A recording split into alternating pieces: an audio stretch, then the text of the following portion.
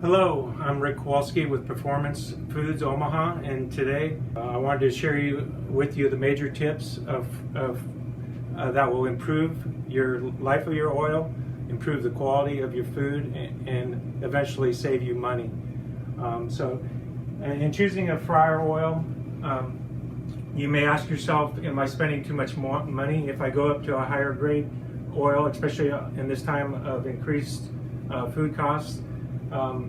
But you have a choice of a commodity oil, a medium of the road oil, and then the high performance oil.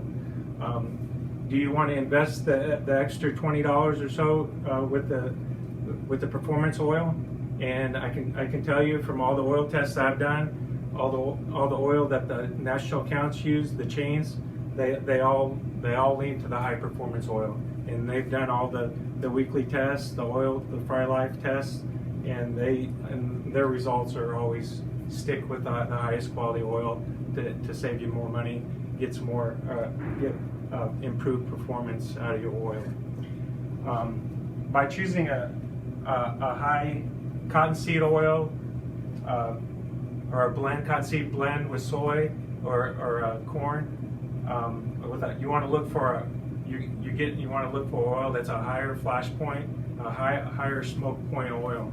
So that's gonna give you a better flavor in your foods, and you're not gonna it's gonna be better for safety reasons for causing fires and smoke.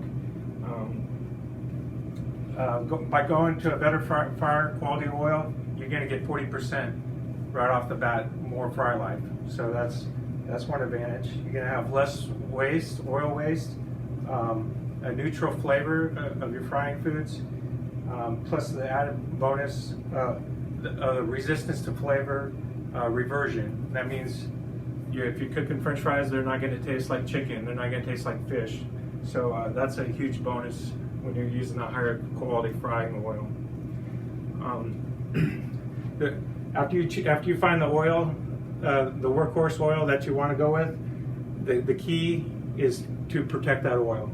So you want to start off with a clean fryer, use your boil out, clean all your baskets, the sides, make sure all the debris, the sticky residue is off the sides.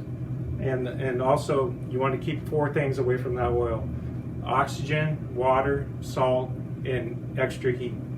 So oxygen, as soon as you dump that new fryer oil, it's going to start breaking down because of its oxygen is hitting that oil. A couple things to keep that oxygen away is either with a lid that comes with your fryer, or else you can just use a sheet tray. You want to keep during your downtimes and overnight, you want to keep that oil covered at all times. So that'll keep it from oxidizing and breaking down. It will have less foam, less brown color on your oil if you do that.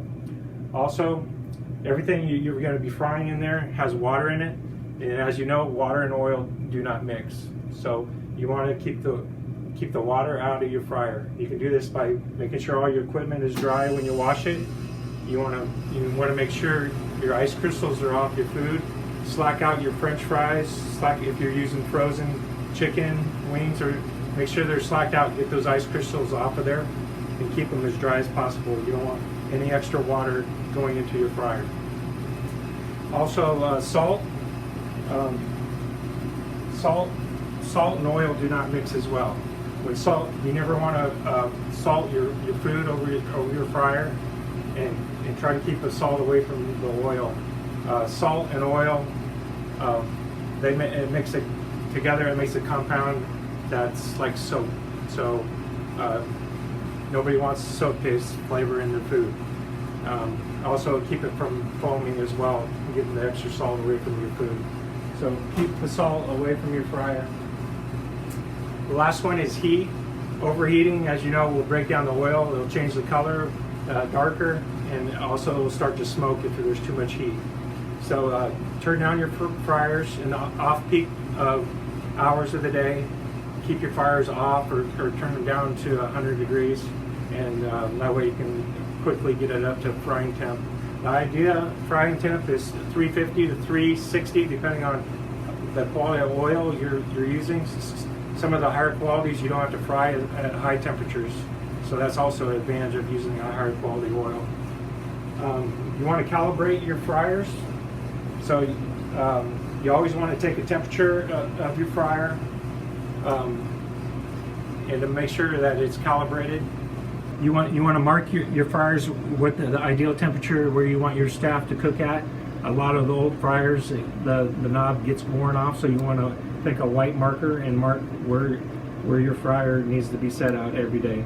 A lot of times employees will come in and crank it up to 400, and that gets a little dangerous when the smoke point's at 425 or 450, and you don't want that oil getting to that temperature. The last point is filter.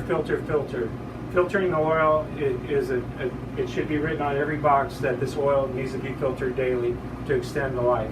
That's the key. You can filter, some operations filter twice a day, but it's recommended at least once a day to get that oil filtered. Just like your automobile, the oil needs to be filtered constantly. Same with your frying oil. Will help extend its life. Skim off. Make sure you're skimming off all the particles of the blowout on your breading and flours. Keep those particles from sinking to the bottom where they'll break down the oil quicker. And then we also use your filter powder. There's filter powders available that you mix with your oil before you filter it. They're a combination of baking powder and crushed up sea shells that will help absorb the amino acids, help absorb the polyunsaturated fats that are in your oil, and trap those. And then when you filter them, they'll filter them out. They'll greatly extend the life of your oil. Other tips: never overfill your baskets. Keep them at half full. You don't want to cool that oil off too quickly, otherwise oil will get into your food. It'll absorb more oil. When your food is done, make sure you're shaking it. Shake that excess oil off the food so you're not losing oil, so you're not continually adding oil, more cost into your fryer. Never pre-stage food over your fryer. A lot of times I'll walk in the kitchen and during the busy times and there'll be French fries already loaded up in all the fryers. That just is getting more moisture, is getting more residue into your fryer. So try to keep the pre-staging to a minimum. Use the right oil. Get with your area manager. They will help you find a workhorse oil that will help pay for itself in the long run. Protect that oil. Keep oxygen, water, salt, and high heat away from that oil. Filter. Skim at all times. Keep all sediments and food particles out of that oil. These tips will dramatically increase the oil life, the quality of your food, and the dining experience for your customers. Thank you.